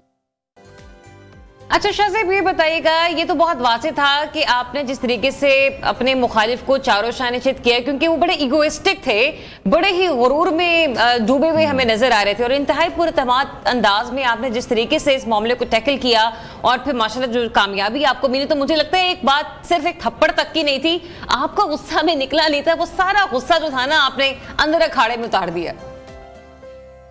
जी बिल्कुल, जो मेरा अपोनेंट था वो फाइट से पहले वो जो है मतलब बहुत ही बुरी बातें कर रहा था पाकिस्तान के खिलाफ और मेरी फैमिली के बारे में और मेरी अम्मी के बारे में बहुत उसने गालियां दी थी, तो इस वजह से मुझे उस पर गुस्सा भी था। फिर उसके बाद उसने मुझे फेस ऑफ पे पुश भी की, फिर मैंने उसको पुश के बदले मैंने काउंटर अटैक करके उसको टाइट चपेट मारी ताकि उसके जो होश है वो ठिकाने आ जाए। और वो जो है, और जो मेरा फाइटर था वो जो है इंडिया के जो टॉप एथलीट है, मतलब वर्ल्ड क्लास फाइटर था, उसने जो है मतलब जो दुनिया की सबसे बड़ी लीग है उसमें फाइट की है, जैसे कि UFC रोड टू UFC उसमें फाइट की है, वन चैंपियनशिप और जो बड़े लीग्स है उसमें फाइट की है, तो उसका बहुत ही बड़ा नाम था, वो उस चीज पे भी था और उसका रिकॉर्ड मुझसे डबल था। ठीक है। और शाहजेब, हमने वो जो आप गुफ्तगू जो उन्होंने फरमाई थी आपके साथ, मैंने तो वो सारी देखी थी, हम टीवी पर तो वो अल्फाज बयान नहीं कर सकते। यकीनी तौर पर उस वक्त भी आपको बहुत गुस्सा आया होगा और उस मैच को जिस तरह से आपने जीता, जिस तरह से कंप्लीट किया, तो ये क्यों ऐसा ही होता है प्री मैच जब भी कोई इस तरह की प्रेस कॉन्फ्रेंस होती है, क्यों इस तरह के जो प्लेयर्स हैं इस तरह की लैंग्वेज इस्तेमाल करते हैं? जी बिल्कुल, सबसे पहले तो इस तरह की लैंग्वेज मतलब जो बाकी जो प्रेस कॉन्फ्रेंस होते हैं उसमें कहीं भी इस तरह का आपने लैंग्वेज नहीं देखा होगा जिस तरह से इसने जो है यूज किया था। इसमें जो है बिल्कुल वो पता नहीं, वो ऐसे लग रहा था पता नहीं वो किस गली से निकला हुआ है, किस तड़े से निकला हुआ है, ऐसी बातें कर रहा था जो बिल्कुल बर्दाश्त के बाहर थे। मैं बहुत ही ज्यादा कंट्रोल कर रहा था क्योंकि मुझे पाकिस्तान का इमेज दिखाना था कि हम में और उनमें क्या फर्क है, तो मैं बहुत ज्यादा कंट्रोल कर रहा था, लेकिन लेकिन कंट्रोल नहीं हुआ। एंड में जो है मेरा जो गुस्सा था वो जो है थप्पड़ पे निकल गया। लेकिन एक और फर्क है जो हमने देखा, जो जेस्चर आपने दिया बिल्कुल अपनी जीत के बाद, आपने न सिर्फ पाकिस्तानी परचम को थामा, आपने इंडियन परचम को भी थामा और उससे भी उतनी ही इज्जत दी जितनी कि आपने पाकिस्तानी परचम को इज्जत दी। तो ये ख्याल आपके जहन में कैसे आया, या फिर आपकी टीम मेंबर्स ने मिलकर सोचा कि नहीं जेस्चर हमें कन्वे करना चाहिए? जी बिल्कुल, जैसे कि प्रेस कॉन्फ्रेंस में भी मैंने वो किया था, जो इंडियन जो मेरा अपोनेंट था उसको भी मैंने बताया था कि जो मेरे इंडियन फैंस हैं उनका मैं बहुत ज़्यादा रिस्पेक्ट करता हूं, उनको मैं सपोर्ट करता हूं। इंडिया एज ए नेशन, मतलब मैं उनको डिसरिस्पेक्ट नहीं कर सकता सिर्फ इसके जो गंदे अल्फाज है उसकी वजह से, और एक बंदे के वजह से हम पूरी नेशन को बुरा नहीं कह सकते। तो इस वजह से मैं इंडिया को रिस्पेक्ट करता हूँ कि, और ये जो है जो मेरी फाइट थी, ये this fight was for piece not for war. तो ये मेरा एक गुड गेस्चर था, और ये गोल था कि मैं इस फाइट में ये चीज जो है शो करूं, ये चीज हाईलाइट करूं। ये चीज आज तक किसी ने हाईलाइट नहीं किया, और ना किसी ने आज तक मतलब किसी और कंट्री का एजेंडा उठाया। तो मैंने ये जो है एज अ पाकिस्तानी, मतलब मेरा ये मतलब बहुत ही बड़ा, मैंने हालांकि उसने मुझे गाली भी दी थी, रिंग में सब कुछ किया था, लेकिन मैंने शो करना था कि we are different from everyone. तो ये जो है पाकिस्तान का मतलब एक पॉजिटिव इमेज मैंने पूरी दुनिया में शो करना था सॉफ्ट पावर के थ्रू। तो अल्हम्दुलिल्लाह वो मैंने जो है पूरी दुनिया को एक सॉफ्ट पावर के थ्रू हमारा जो पॉजिटिव इमेज है वो मैंने शो कर दिया। बिल्कुल, बड़ा अच्छा जेस्चर था शाहजेब जो कि आपकी तरफ से दिया गया, बिल्कुल ऐसे ही है। और फिर आपकी मुलाकात हम सबके फेवरेट सलमान खान से भी हुई, बड़ी मैंने देखा हो आपकी तारीफें कर रहे थे कि यार तुम तो 20 सेकंड में ही नॉकआउट कर देते हो, तो क्या हर मैच में ऐसे ही करते हो? वो एक्सपीरियंस आपका कैसा रहा? क्योंकि आपने भी खुद वहां पर कहा कि बचपन से आप उनकी मूवीज देख रहे हैं, बहुत बड़े उनके फैन हैं, और उनके सामने फाइट करना और फिर उस फाइट को जीतना, उन्हीं के मुल्क के फाइटर को हराना, वो कैसी फीलिंग्स थी जब सलमान खान आपकी तारीफ कर रहे थे? जी बिल्कुल, सलमान खान तो मेरे फाइट में फ्रंट रो पे बैठे हुए थे। उनका जो है एक अलग पोजीशन था, वहां पे वो बैठे होते। बाकी फाइट्स उसने जो है दूर से देखी है, लेकिन जब मेरी फाइट हुई तो वो जो है क्लोज आके, मतलब बिल्कुल क्लोज आके फर्स्ट रो में आके मेरी फाइट उसने वॉच की, और मेरा फाइट उसको बहुत ही अच्छा लगा। और मुझे कहते हैं कि मतलब जब आप वॉकआउट कर रहे थे, आपके जो कॉन्फिडेंस था, आपका जो फेस पे जो एक्सप्रेशंस थे, उससे मुझे पता चल गया था कि you are gonna win. And उसके बाद जब मैंने विन की, फिर उसके बाद मैं उसके पास गया। सलमान खान तो हमारे पूरे पाकिस्तान का फेवरेट है, एवरीवन वॉच हिम। तो बचपन से ही हम उसकी मूवीज देख रहे हैं, उसको सामने फ्रंट पे उसका खेलना मतलब बहुत ही बड़ी बात है। तो उसके बाद मैं उसके पास गया, और उसने मुझे कहा कि क्या यार हर किसी को 20-20 सेकंड में नॉकआउट कर देते हो, क्योंकि उसने जो प्रीवियस फाइट्स थी वो देखी थी। जो मेरा प्रीवियस रिकॉर्ड है वो fastest knockout in karate combat history, it was like 16 seconds. तो वो मुझसे बहुत ज्यादा इम्प्रेस हुए। और उसके बाद जब मैं वापस मैं चला गया, जो मेडिकल चेकअप्स होते आफ्टर फाइट, उसके बाद उसने मुझे फिर कॉल की, उसके टीम ने मुझे मतलब बुलाया वापस, सेल्फीज ली, मतलब बहुत ही ज्यादा अच्छा लगा उनको। और उसके बाद मुझे उन्होंने इंट्रोड्यूस करवाया, जो संजय दत्त के बेटे हैं उनसे इंट्रोड्यूस करवाया। बड़ा फाइन जेस्चर है, बड़ा प्यारा जेस्चर है ये, और इससे मैसेज ही कन्वे होता हुआ हमें नजर आता है। क्योंकि जब भी हम लोग, आप भी और आप भी शाहजेब, जब हम लोग कुछ टीवी प्रोग्राम्स, टीवी शोज देख रहे होते हैं, तो हमने देखा है कि किस तरीके से उनके टीवी स्टार्स पाकिस्तानी स्टार्स को बड़ा अप्रिशिएट कर रहे होते हैं, उनकी खिदमात को सराह रहे होते हैं। तो वी जस्ट होप कि जिस तरीके से अब हमारे जो बड़े हैं वो भी ये सोच रहे हैं कि ट्रेड होनी चाहिए दोनों ममालिक के दरमियान, तो ये एक अमन का जेस्चर है जो आपने दिया। चले बैक टू यू अगेन, ये बताइएगा कि आपको जिस तरह से वज़ीर आला बलूचिस्तान की तरफ से दाद मिली, इनामी सरकारी मुलाजमत देने का भी फैसला हुआ, इसको आप किस तरीके से सेलिब्रेट कर रहे हैं, कैसा महसूस हुआ आपको? और वापसी पर बड़ा अच्छा वेलकम भी किया गया। हाँ जी जी बिल्कुल, बहुत ज्यादा खुशी हो रही है। As a role model Pakistan, अब जो है हमारा यूथ जो है सबके आइज मेरे ऊपर है, क्योंकि मैं जो हूँ एक मतलब बहुत ही बड़ी अचीवमेंट मैंने हासिल की है। मैं उनका एक रोल मॉडल बन चुका हूँ। जो न्यू बच्चे हैं, जो यंगस्टर्स हैं, उन सबको एक मोटिवेशन, उनको एक मोटिवेशन मिलती है मेरी विन लेके। तो गवर्नमेंट ऑफ बलूचिस्तान का मैं शुक्रिया अदा करना चाहता हूँ, उन्होंने एक गुड गेस्चर शो किया। और मतलब ये होना चाहिए, मतलब हमारे हर एथलीट को होना चाहिए, इतना सपोर्ट मिलना चाहिए। अगर ऐसे सपोर्ट मिलेगा, जो हमारे न्यू अपकमिंग राइजिंग स्टार्स है, या जो हमारे जो फाइटर्स है, मतलब जिनको शौक है इस चीज का, वो जो है इस चीज से डरते हैं कि इसमें कोई फ्यूचर नहीं है, कोई सपोर्ट नहीं है, तो उनको ये एक बहुत ही बड़ा मैसेज मिलता है कि आप अपने ड्रीम्स को फॉलो करें, आपको जो है मतलब फ्यूचर आपकी बन सकती है हर चीज में। तो मैं बहुत खुश हूँ गवर्नमेंट ऑफ बलूचिस्तान से कि उन्होंने मुझे अच्छा सा रिस्पेक्ट दिया। ठीक है, और शाहजेब अपनी ट्रेनिंग के बारे में भी कुछ बताइएगा। आप कितनी देर तक ट्रेनिंग करते हैं और कहाँ से ये सारी ट्रेनिंग आपने हासिल की थी? क्योंकि बहुत से लोग आपको सुन रहे हैं, जैसा कि आपने भी कहा और हम भी ये जानते हैं कि अब आप एक रोल मॉडल बन चुके हैं, लोग आपकी तरफ देख रहे हैं, यंगस्टर्स आपकी तरफ देख रहे हैं, वो यही जानना चाहते हैं कि शाहजेब रिंद आखिर बने कैसे? जी बिल्कुल, बनना तो आपको पता है, मैं क्वेटा से ताल्लुक रखता हूँ। क्वेटा में जो हमारे जिम्स है इसमें कोई फैसिलिटीज नहीं है।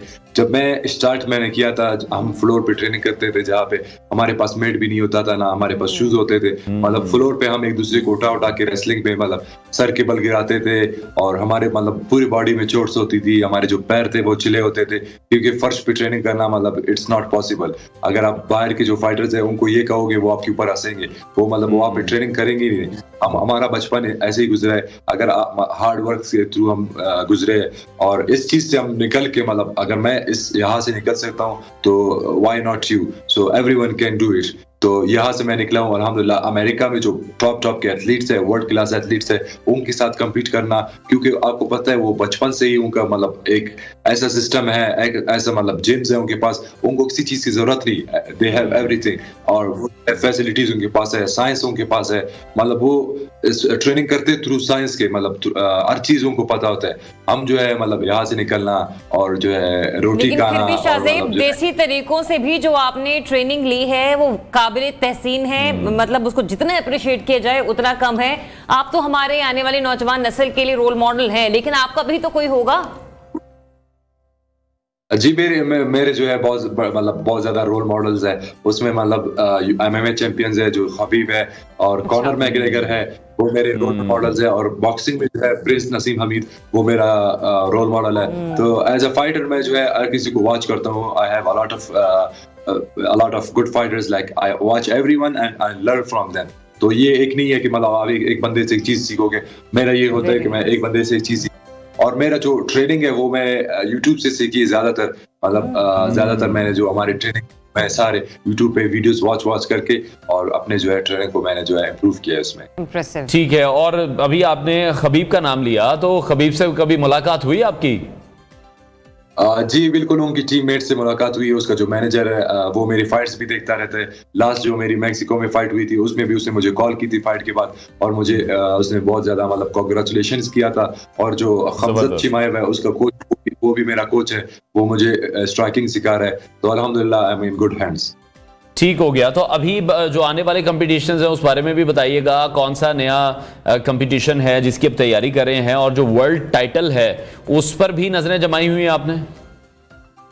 जी बिल्कुल, जब मैं फर्स्ट आया था सबसे पहले तो मेरी नजरें जो है वर्ल्ड टाइटल पे थी, और अल्हम्दुलिल्लाह अभी मैं जो है वर्ल्ड टाइटल की बहुत ही क्लोज हूँ। और मेरा जो ड्रीम है, अगर पाकिस्तान की तरफ से कोई स्पॉन्सर वगैरह मिलती है, वो मैं कराटे कॉम्बैट जो लीग है वो उसको मैं पाकिस्तान लेके आना चाहता हूँ। और उनको मेरा जो वर्ल्ड टाइटल है वो मैं पाकिस्तान में खेलना चाहता हूँ, ताकि हमारे जो जितने भी लोग हैं उन सब के सामने, हमारे जो कौम है उनके सामने मैं फाइट कर सकूं, और उनके सामने मैं हिस्ट्री बनाऊं। और फर्स्ट पाकिस्तानी फाइटर तो मैं हूँ इस लीग में, और फर्स्ट जो है वर्ल्ड चैंपियन भी बन जाऊं। तो ये मेरा ड्रीम है। इंशाल्लाह very soon I will bring karate combat to Pakistan and I will compete my world title here. तो ये बताएगा, इतनी बड़ी और इतनी बेहतरीन फाइट जीतने के बाद आपको कोई स्पॉन्सर्स वगैरह मिले, या फिर अभी किसी की तरफ से अप्रोच करना शुरू किया हो? नहीं, अभी तक तो हमारे तरफ से मतलब पाकिस्तान में कोई ब्रांड्स ने अभी तक अप्रोच नहीं किया। अभी तक तो कोई स्पॉन्सर यहाँ से नहीं मिली। और जब स्टार भी मैं गया था तब भी कोई स्पॉन्सर नहीं थी। तो हमारी ये गवर्नमेंट जो हमारे प्राइवेट इदारे हैं उनका बदकिस्मती कह लो या जो भी कह लो, तो ये उनका बदकिस्मती है। वो अगर अपने हीरोज को सपोर्ट नहीं करेंगे तो वो किसको करेंगे? और वो जो है सपोर्ट सिर्फ मेरे लिए होता, ये उनके लिए भी होता है। अगर वो भी मिलियंस ऑफ उनको भी व्यू मिलते हैं, और मतलब वर्ल्ड क्लास मतलब पूरी दुनिया में उनका जो ब्रांड है वो मतलब। बहुत शुक्रिया शाहजेब रिंद, पाकिस्तानी फाइटर हमारे साथ इन कॉन्वर्सेशन थे। एक बार फिर से आपको बहुत बहुत मुबारकबाद। और हम ये रिक्वेस्ट करना चाहेंगे, जिस तरह से बलूचिस्तान हुकूमत ने इनिशिएटिव लिया है, वफाकी हुकूमत भी इस हवाले से कोई इनिशिएटिव ले, और जो ब्रांड्स देख रहे थे उन्हें चाहिए कि पाकिस्तान के इस टैलेंट को वो भी जरूर सराहें और आगे लाने के लिए कोशिशें भी करें। प्रोग्राम का वक्त नाज़रीन खत्म हुआ है। इंशाल्लाह मंडे को आपसे फिर मुलाकात करेंगे। अपना बहुत सारा ख्याल रखिए, इजाजत दीजिए, अल्लाह हाफिज।